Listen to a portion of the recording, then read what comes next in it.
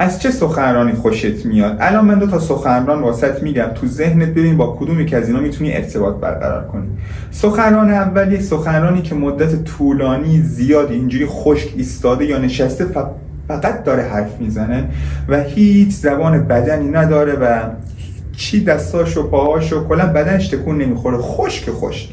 سخنران بعدی یه زبان بدن قوی داره، زمانی که صحبت میکنه این حرکات دستش، میمیک صورتش هماهنگ با گفتارش. تو کدوم یکی از این سخنران ها رو انتخاب میکنی و از صحبت کردنش خسته نمیشی؟ خب معلومه سخنرانی که زبان بدن قوی داره و میتونه با زبان بدنش رسوندن پیامو آسون کنه و لذت بخش کنه. حالا اصلا این زبان بدن چی هست؟ ببینین زبان بدن یک ابزار. حالا سوال پیش میاد که اصلا این زبان بدن چی هست؟ ببین زبان بدن یک ابزار مهم و تاثیرگذار در شکلگیری رابطه میتونه باشه. یعنی تو صحبت نکنی و به صورت غیر کلامی که زبان بدنت اون کار رو انجام بده میتونی پیام بفرستی به مخاطبت و میتونی یه رابطه شکل بگیره. یه حس خوبم به خودت میده که بابا من خیلی خوبم، اصلا ببین چقدر زبان بدنم خوبه، زمانی که صحبت میکنم، سخنرانی میکنم، این دستام، این میمیک صورتم، این حرکاتم متناسب، حس خوبی بهت میده و همینم اثبات نفس و اعتماد به نفس تو میاره بالا. پس تاثیرگذاره تو شکلگیری رابطه حس خوب و اعتماد به نفس. حالا چرا مهمه؟ چرا زبان بدن خوب مهمه و ما باید یادش بگیریم؟ یک، باعث ایجاد یک ارتباط مؤثر میشه. ببینید ارتباط داریم تا ارتباط. بعضی از ارتباط ها خیلی سطحی و پایین هستن و همون جلسه اول شکل میگیره و تمام، ادامه داده نمیشه. ولی زمانی که تو زبان بدن قوی داری، این سیگنال رو به ذهن اون طرف مقابلت میرسونی که یک فرد حرفه‌ای و کاریزماتیکی، یه انسان با شخصیت هستی. دوم، چرا زبان بدن مهمه؟ دوم، پیام و انتقالت بهتر و با معنا فرستاده میشه به سمت مخاطب. یعنی مخاطب بهتر درکش میکنه، بهتر براش جا میفته، چون تو داری علاوه بر این که حرف میزنی با زبان بدنت هم اون پیامو میرسونی. نکته دیگه، داشتن زبان بدن به کاهش استرس و کنترل اضطرابت هم کمک میکنه. زمانی که تو اگه خشک وایستادی یا خشک نشستی صحبت کنی، بدنت اگه شروع به استرس کنی، به لرزیدن میشه، تپش قلب میگیری. حالا اگه زبان بدن داشته باشی، تو میتونی این سطح استرس و اضطراب به تمام بدنت منتقل کنی و اثر اونو خیلی کم کنی و در اصطلاح کاهش استرس رو به وجود بیاری. و همین خودش یک تمرینه. علاوه بر این که زبان بدنت قوی میشه، سطح استرست هم میاد پایین. حالا میگه آقا راهکار بده. یک، استفاده از حرکات دست.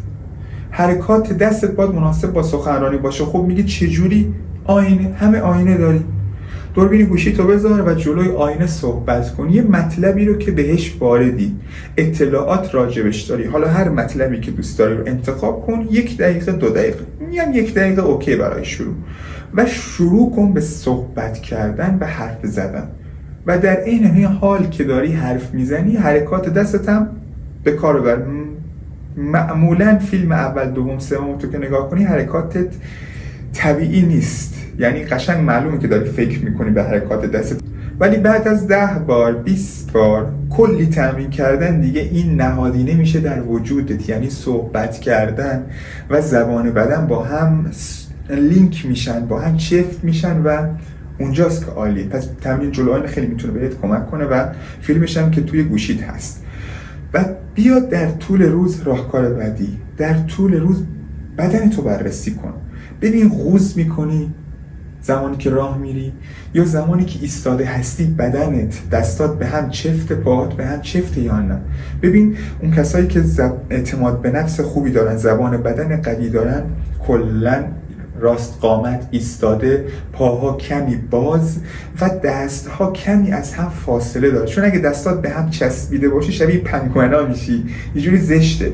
نه اینکه دستات خیلی باز باشه و نه اینکه بهت چسبیده باشه. یکم دستات باز باشه و پاهات یکم باز و راست قامت و ایستاده. یه تمرینم که بهت میدم که کمک میکنه که راست راه بری و قوز نکنی.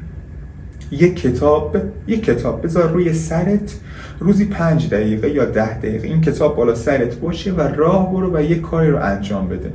این کم کم باعث میشه که علاوه بر این که قوز نکنی، این تمرین در تو نهادینه بشه که راست راه بری و هم به سلامتت کمک میکنه که به این مهره های گردنت فشار نیاد. بعدی تقویت میمیک صورته.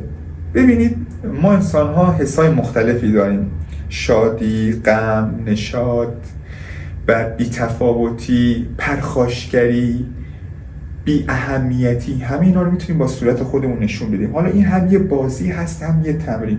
حالا تو اعضای خانواده یا دوستان رو به روی هم بشینید و تمرین میمیک صورت کنید. مثلا دوستت حالت بی‌محلی و مهم نبودن، تو حالت خنده. با صورتتون این پیاما رو به هم برسونید که اگه بی اهمیته چجوری با صورتش برسونه، اگه میخنده چجوری با صورتش برسونه. و یه راهکار طلایی بر همه ابعاد زندگیتون بهتون میخوام بگم و تو زبان بدنم تاثیر داره: مدیتیشن. ببین مدیتیشن خیلی غول و بزرگ نکن. چه کار کن؟ 1 دقیقه یا 2 دقیقه در طول روز بشین ساکت، یه جا ساکت بشین، چشماتو ببند و عمل دم و بازدم نفس تو بهش توجه کن که چجوری نفس وارد بدنت میشه و چجوری نفس خارج میشه.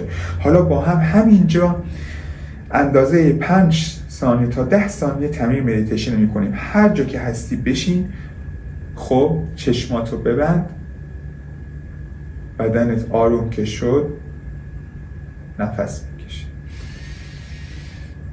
چند ثانیه نگه دار، حالا بده بیرون. یه دفعه دیگه نفس رو کشیدی، 3 ثانیه 4 ثانیه نگه دار. بریم.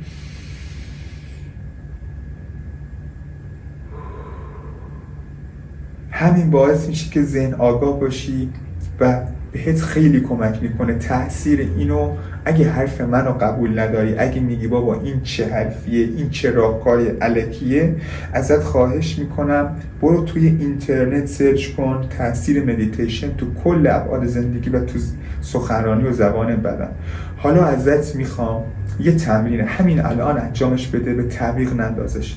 برای اینکه زبان بدنت قوی بشه همین الان برو رو آینه 1 دقیقه دوربین گوشی تو بذار و صحبت کن و سعی کن که حرکات دستت متناسب با صحبت کردنت باشه و بعد این فیلم رو نگاه کن. همین یه دونه تمرین رو انجام بده. بعد 1 ماه 40 روز ببین چقدر زبان بدنت قوی میشه.